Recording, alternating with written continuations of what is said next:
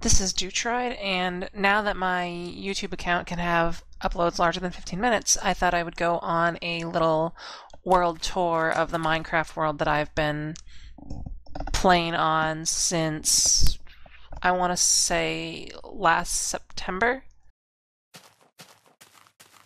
It's been exclusively multiplayer, so as far as legitimateness goes, for a long period of time, multiplayer damage didn't work, and you could just drop tools and pick them back up again to get them back to full health.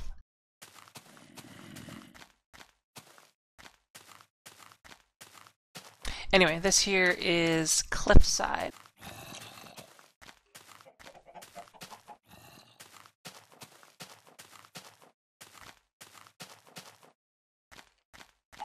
It's...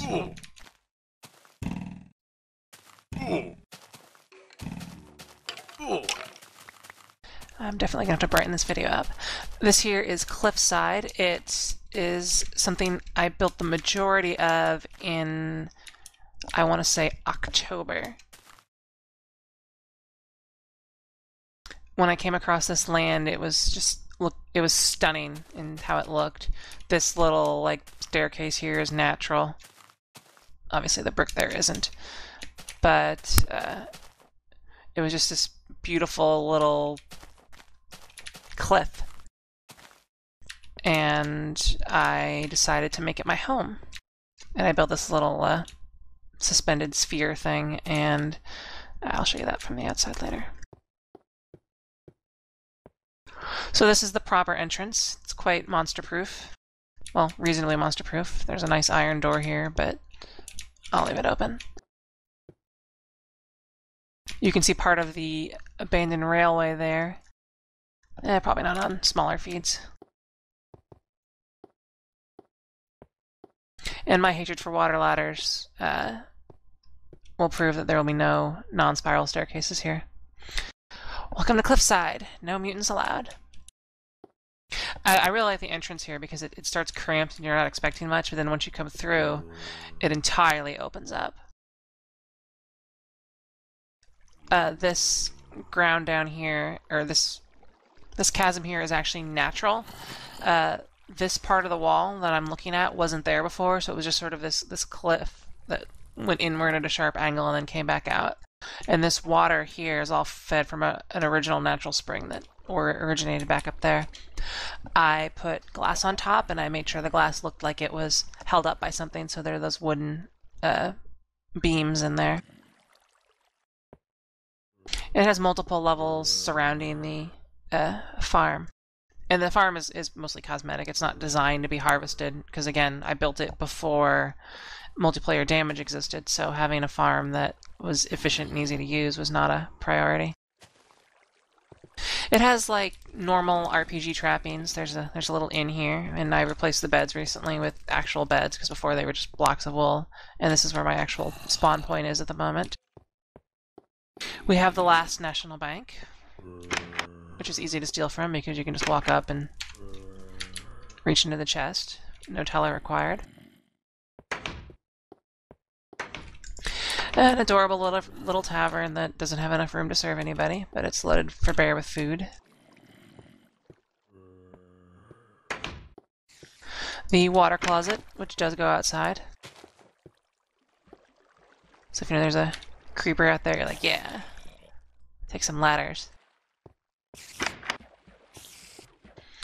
Cute little general store with actual supplies and a record. And that record's legit.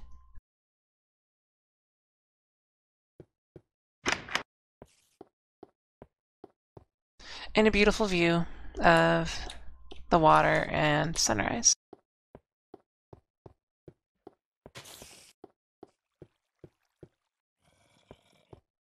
I've done some videos in here before, so some of these places may look familiar if you've seen some of my tutorial style videos. Here's a blacksmith, which I believe has some iron and stuff in here. What's that iron door doing there? What you'd expect in a blacksmith, lots of smelting and a fireplace.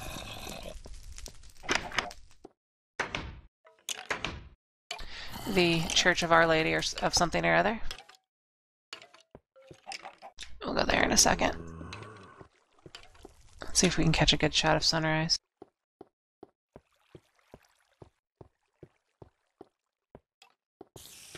This is part of that alarm system that I mentioned in my latch video.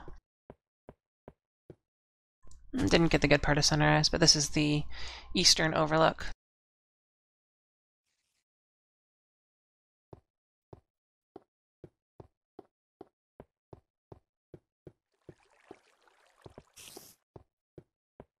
And again, that alarm system goes all through this wall up into a room that I will show you.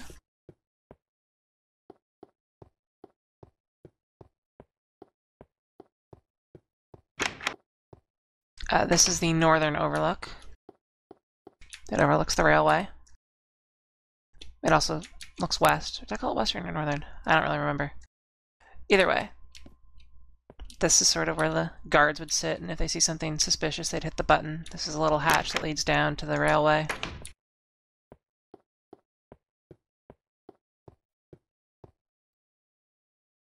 And this is the barracks up here. And I still have to replace these with beds. This is the alarm reset for the alarm system. And in here, the server room is where the core of the alarm is. And at one point it was blinking, but it took way too much time to... it was just lagging stuff out. If you put redstone here, the clock will start back up, and then everything will start blinking again. I really need to go through and replace all of the torches with repeaters, and... or maybe have it when it's active, it will have blink circuits at each end of the, or at each like blinking end. Though it doesn't really have just an end. I could also add note blocks to it so that it makes a noise if the alarm is on. Either way, let's go downstairs. I think first we'll go to the mini lab.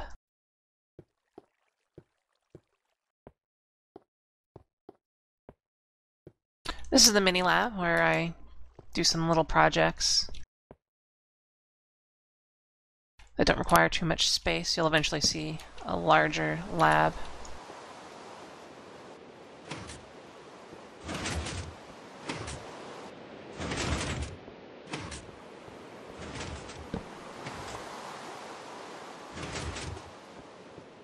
And again, you can still see the farm from here. Beautiful shot of the trees, and now it's raining.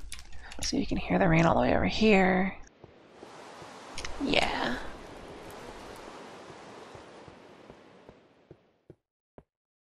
Let's go look at the southern overlook next.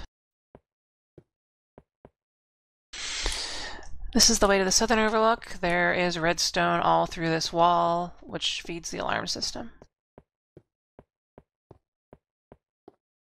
And yes, it's pretty far away.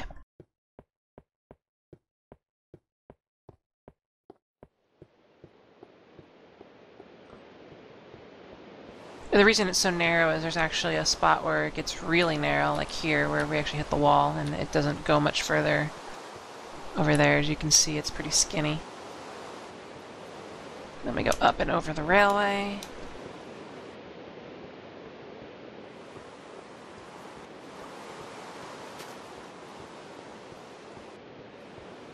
And this is the southern overlook.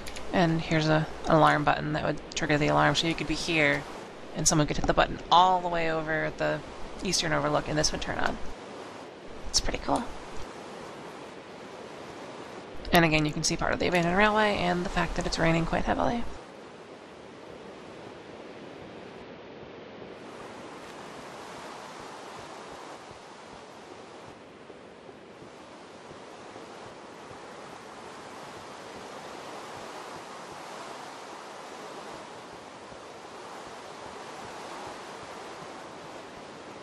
I should really put a little rail here to speed up the travel between the southern overlook and the other parts.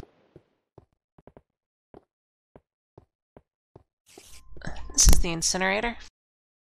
Let's see, I can toss some cobble down there. You just toss cobble down there. There's a long pit that... I'm fail today. There's a long pit that goes to lava. Thought it was a pretty neat way to do it. Plus it has a secret. Make sure there's no one around. Okay. Yeah.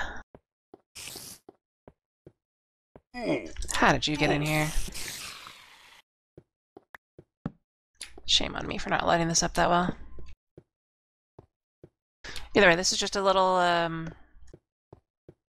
there are 3 sticky pistons, one that's underneath, or on the same level as this coal, but back in one, and then there are, actually there's 3 more. There's 4 pistons here to handle this part of the wall. I really didn't need this one because you can't see over it if it's back like that, but there's a torch that's on this block.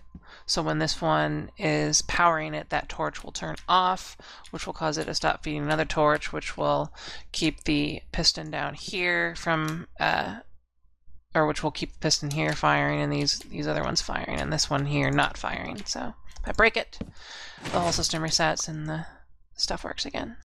In fact, you can load it up with stuff. Let's see if I can target this right. I think it's in the right, it's not in the right spot. Yeah, so this will all fall down to its horrible death into the lava. The wiring was pretty easy. I just had to send it up and over to keep it hidden. Over here I do the same thing, where I've got 2 pistons keeping this closed. There's a part that goes over and down here and under to hit the piston here, and the other one's just right next to the piston there. And this is the innards of my original combination lock, which is not as effective as the one I have the video on, but and it's also kind of a mess. But it works, so I'm going to leave it like that. This is now the proper access to it. And over here, there's just a little emergency exit.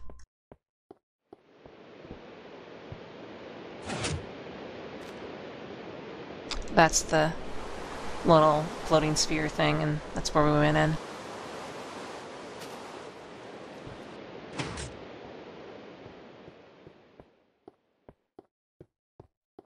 These stairs lead up to just above the farm. Oh yeah, hit the switch, subtract. And I used to be able to get to this area by jumping onto those ladders there, but after that changed, I added this little staircase. And this is an original natural source block of water, so I just tapped into it to give the farm water. Thought it was pretty clever. I think I can actually close this switch from here. Oops, didn't want to do that. So this is what it looks like closed, and it's just full of farming bits and hose. Farming bits and hose. Let's sneak back down.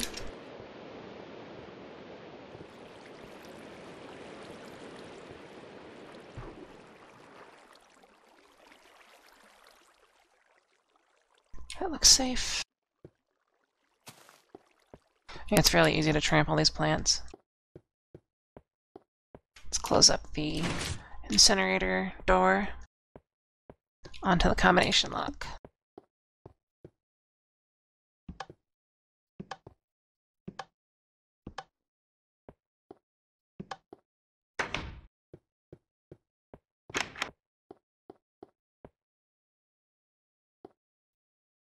Take the rails down in the mines.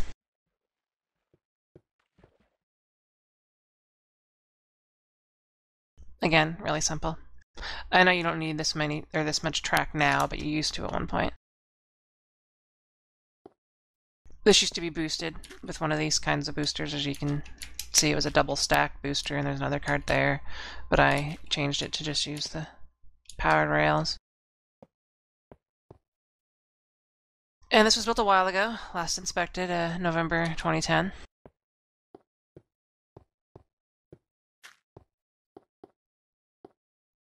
Over here, I think, is just some lava. Yeah, and some gold. A lot of gold.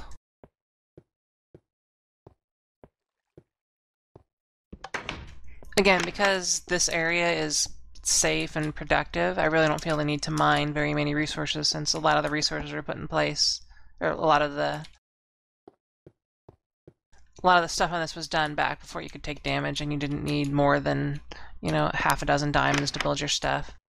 And this is a branch mine that doesn't really do anything more it's like a preset branch mine. This was the little lava trap video that I did with the pressure plates, which is not really needed anymore because you can just use a piston instead, and it will look pretty good.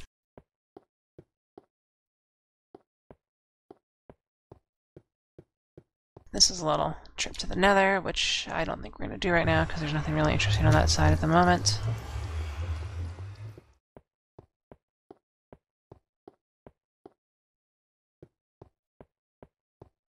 But yeah, that's most of what Cliffside has to offer. I am probably going to put a world download up somewhere, but the map is uncompressed. It's like a gig.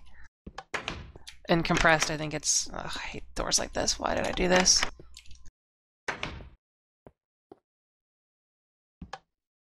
I'm also going to put up a map render, but even the map renders are 32 megabytes or so. So it's going to be fun. Either way, this is episode 1, and I'll probably put some crap on here to make it look neat.